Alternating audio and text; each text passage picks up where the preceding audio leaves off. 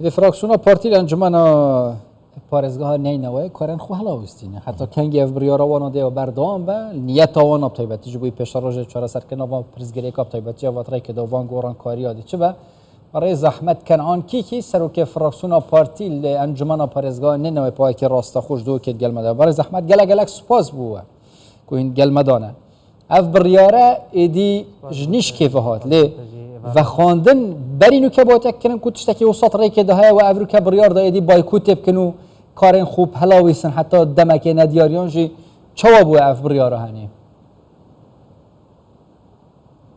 برای البته برینو که جماعت شعورها بکو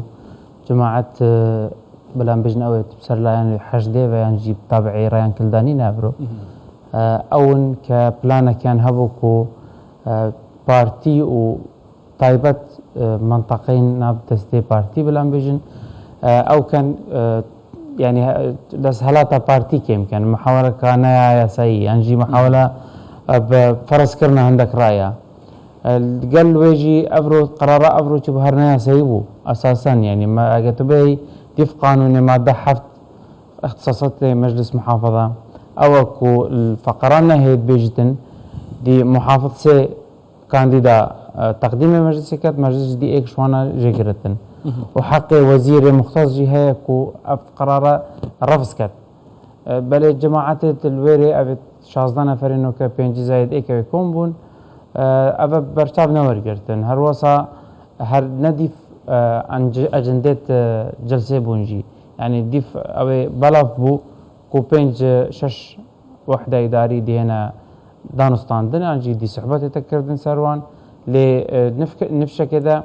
جماعة اكثر بلان يان هبو كخو حاضر كربون 14 نفر يعني نبون 14 وحدة إدارية هلوشان لا دانو 14 نفر دي دانا نجيوان مجي وكو بارتي ديمقراطي كردستان قال نينو محادجي اوانجي هر او موقف هبو كو نابتن اف حكومة هاتية تشكيل كردن بمبدأ كي توافقي وقت اف تشكيل هاتا كرن يعني بنمونا هر رئيس مجلس محافظة مثل أويكا أبرو بسنت كري عنجي جلسة بكر وقباط كر في رنجي رجع هاد وقتي أم وتقلنا نوع موحدة أم بنجا زايديك بون أم هفدنا فروين ما دنك بتمامتي ما بيستنه دنجا أو هالبجارت اللي أبرو وقتي أو بونا شازدر أصلا شون مبدئك وأم بترين دا أم وكي خوبكين هذا أسلوبك السياسي ونعوفك ونا أصول توافقيته. والله برز كان عن وقت بارتي ديمقراطي كردستان أمريكا رويداوا وقت كودتاك أي بينن و هلوستي كتين اجتماعي كردستان شي بوتا أسا. هي كتير هلا كم دقة لنا وموصل تابعي ريان كلداني بون يعني سر قائمة بابلي بون تقال ريان بون هيج قرار يان نبو كقرار يان اويا كتابعي ريان كلداني بن قراركش بدستي ريان كلدانيه يعني بخوي انا من نديت ما حتى او ساعته هيج كسكي لناويه كتي قلت من او قرار قبول لكم يان قبولنا كم يان رايم اويا يعني ردكم هر اويا كريان شبلت اوانش ضلين بلي افندم ايوه باكودتاي بينن امبريارا ايما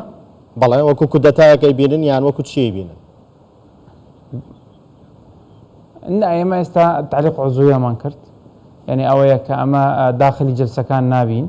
بمبدأ كودتا وكو معارضة دبين چونكو ما دام بمبدأ توافقي ناتشين كوات دبي أوانا بشازدة بچن أمش بمعارضة بچن أغلبية ومعارضة أو هذا شي يعني هين نكتنا أنجمنا بارزقها نينا وايدا هين أوبوزيسيونن هين برياري السر هيج يعني كارك انجمنا بارزگاه نه اینا نادن حتی کنگی دف بریاره اوصابه هین وک اپوزیسیون بمینن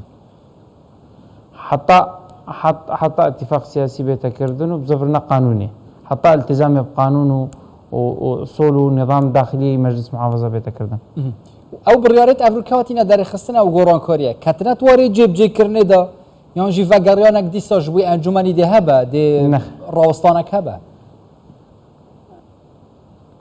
نخير او اصلا دبت يعني بارزقا محافظ بابلين او بخوي امر اداري لو عند بينت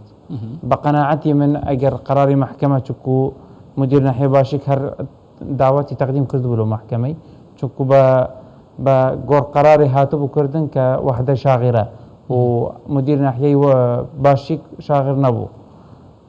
هاگه قرار محکمه نیتن بابزانم محافظ او قرار ورناگرید بخلطی وکو اوانه و امر اداری لویان در ناینید اگر امر اداری جنیت در کردن اوانه ناتانن دست بکار بکن بەڵێ ئێوە هیچ ڕێکارێکی یاساییتان گرتووەتە بەر یاخۆتەی گرنە بەر بله بله دچینە محکمه اداری انشاءالله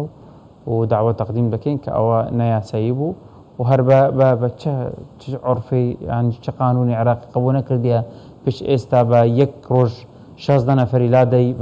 به اسباب چونكو من او دقه اگر بلهم قايم مقام بمدير ناحيه لادم سببك قانع دبيها بيانش تقاعد درب چيتن يانش فسادك هبيت قنضلي هبيت خلت يكرد بيت اوانا هيك لسر اوانا بويا يعني نما سري فساد اسباب موجبه بها بي اسباب نبت اتو بس قناعتت يعني فرض كردن يا روحي انتقامي هبيت قبل او تابعي بارتي بيت ام لادم او نابتن رئيس قانون او خو كيف منو تونيا با قانون دبي بچين قال لك سپاس برئيس احمد كنعانكي كي سروك فراكسيون بارتي الانجمن باريزغانين و باكراست خوش دو كد قال مدام سپاس